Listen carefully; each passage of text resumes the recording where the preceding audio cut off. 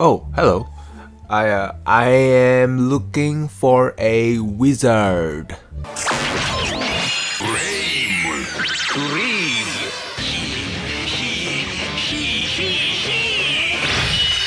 I'm sorry. Are you saying you're a wizard? Okay, a ring. Yeah, definitely a magician. That's like saying I'm a bodybuilder, which I'm clearly not, and you don't understand me. Okay. Proof, magic.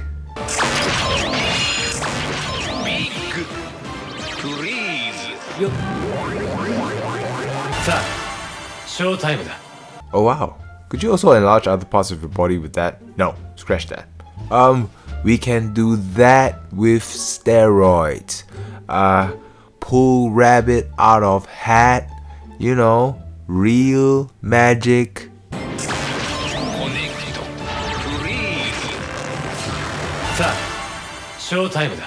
All you had to do was give me a rabbit and you have... Yeah, you definitely do not qualify as a magician. You no good. Bye bye.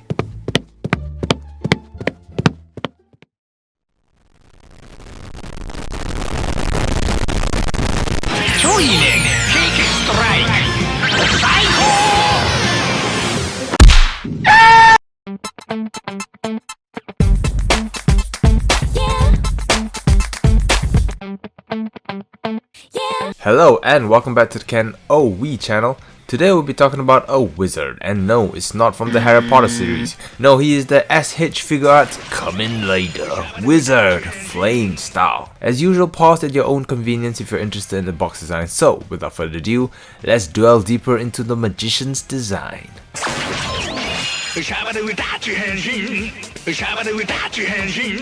As with Shinkocchou Seihou series, their figures are absolutely beautiful.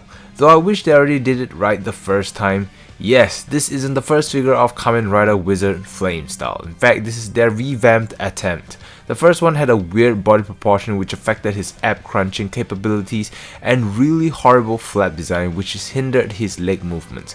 But all those problems gone from this figure. The proportions are much better now. The diamond-like cuts on his armor is subtle but evident, just like in the series. Cloth material for the flap with thick flat wires on the side and at the bottom for maximum flap posability. I had a trench coat on, I flapped it. Flap! Like, you know, when you flap it, you gotta get that air under it. All the engravings on his shoulder armor or even on his ear is evident, and they even went as far as to paint all the engravings underneath his boots.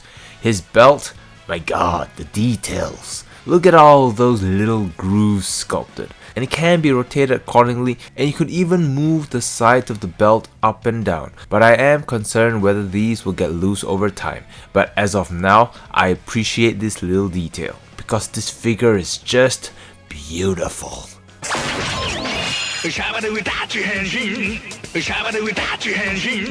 As for his articulation, head and neck on a ball joint, so no problem with head twisting, side to side movement and looking up and down.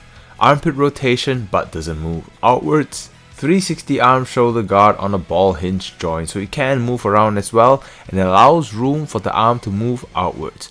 Bicep swivel, double jointed elbows, hand move up and down and twist around. Chest pieces are actually on the ball peg, so it can wriggle around to allow some room. Mid and lower ab cut, so twisting in the middle and lower ab. Side to side pivot, and finally ab crunching, but it's not as much as I would hope, and you'd have to overlap the bottom ab pieces, but at least this figure has one compared to the previous one. He can also arch backwards, but it separates the ab armor. Thanks to his soft flap material, he can spread his legs that far, kick up that far, kick back pretty far as well. Unprotected knee which bends, leg twist around, move up and down, pivot side to side, and of course, magic toe curlers.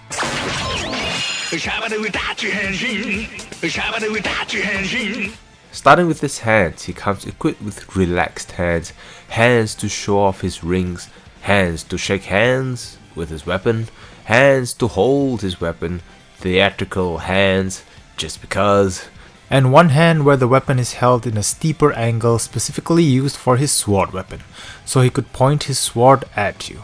How rude. And one fist, which is a first for their figures. Usually they get a pair of face punching hands, but no, only one. But I guess in the series his fighting style doesn't involve fists a lot, so it makes sense to a certain extent. Of course, his rings. Yes, they gave you 8 rings, all beautifully sculpted. You have all the 4 base form changes and the 4 basics such as the rider kick, transformation ring, and I believe one is the weapon and bike ring. Can't really remember what their design represents, and they look like the battleship game pins to me, and you won't have any spares, so keep your eyes open at all times, cause if you lose them, your wizard will be without his powers, and cry you will. His rings can be packed into the hole of each hand and can also be packed into the chain on his belt to be carried around in the name of fashion, I guess. And lastly, his weapon. It comes with the blade or the gun head where you can pack into the handle, though I wish it had 2 different sets like the previous figure had, and of course the hands on the guns are articulated so you could do the handshake. If you didn't watch the series, this is what he has to do to initiate the attack. A handshake with his weapon.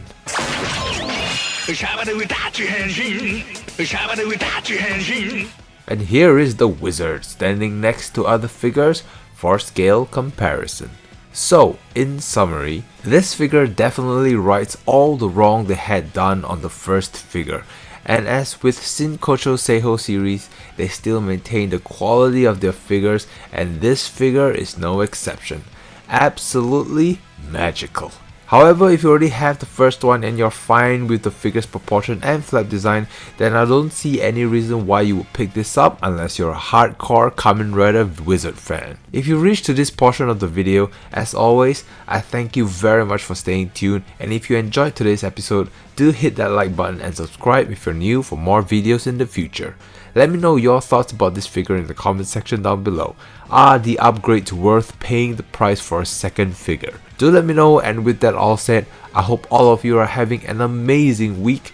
Take care, and I'll see you all in the next video.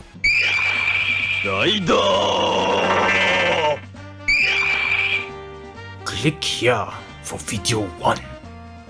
Click here for video 2. Click here to subscribe. Click it. Thank you for watching. Arigato. Thank you.